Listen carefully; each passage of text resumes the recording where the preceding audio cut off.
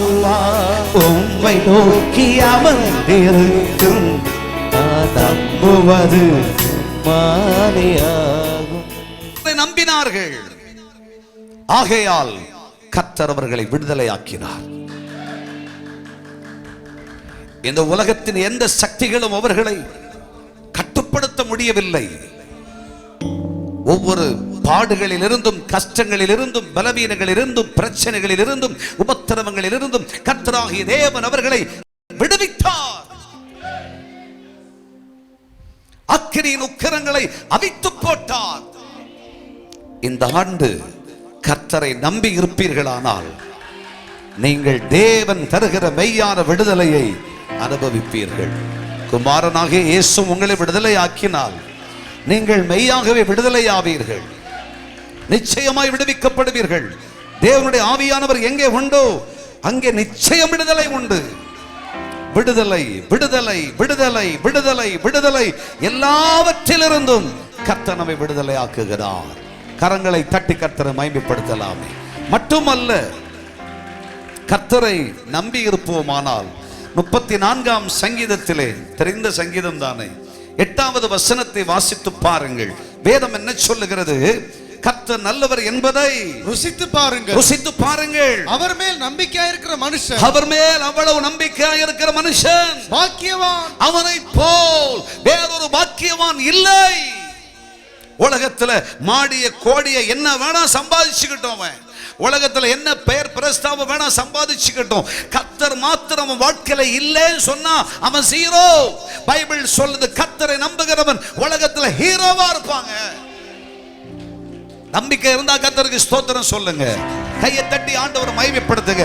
கர்த்தர் நல்லவர் என்பதை ருசித்து பாருங்கள். அவர் மேல் நம்பி இருக்கிற மனுஷன். நம்ம வங்கியை நம்பலங்க, உலகத்தில் இருக்கிற சொந்த பந்தத்தை நம்பலங்க, உற்றார் உறவினர்களை நம்பலங்க, புருஷன மனைவியை நம்பலங்க, பெத்த பிள்ளைய நம்பலங்க. நம்ம வாழ்க்கையில முதலாவது நம்பிக்கை நங்கூரம் நம்முடைய கர்த்தராகிய இயேசு மட்டும்தான். அதனால நம்ம மாதிரி பாக்கியமான இந்த உலகத்துல யாருமே இல்லை. ஆமென்.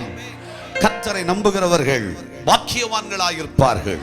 மட்டுமல்ல, வேதம் என்ன சொல்லுகிறது? 106ஆம் சங்கீதத்தில் 12ஆம் வசனத்தில் வாசிக்கும் பொழுது வேதம் இவ்விதமாய் சொல்லுகிறது. 106ஆம் சங்கீதம் அதனுடைய 12ஆம் வசனத்தில் வாசித்து பாருங்கள். அப்பொழுது அவர்கள் அவருடைய வார்த்தைகளை விசுவாசித்து அவருடைய துதியை பாடினார்கள். கர்த்தரை நம்புகிறவர்கள், கர்த்தரை நம்பி இருப்பவர்கள் கர்த்தருடைய வார்த்தையை விசுவாசிக்கிறார்கள், கர்த்தருடைய துதியை பாடுவார்கள்.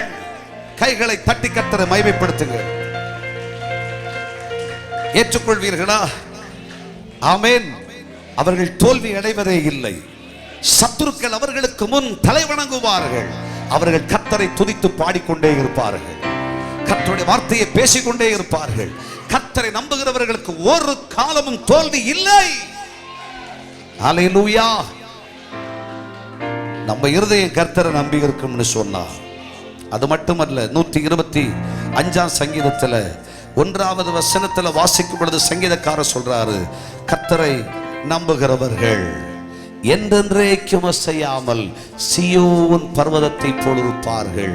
அது பெருவெள்ளம் வந்தாலும் அசைவதில்லை, பெரும் காற்று வீசினாலும் அசைவதில்லை. சத்துருவுடைய எப்படிப்பட்ட சக்தி ஆயுதங்கள் எய்யப்பட்டாலும் அசைவதில்லை. ஏனென்றால் கர்த்தரை நம்புகிறவர்கள் கன்மலையாகி கிறிஸ்துவின் மேல் கட்டப்பட்டவர்கள். ஆத்துமா உம்மை நோக்கி அமர்ந்திருக்கும், நம்புவது மானியா.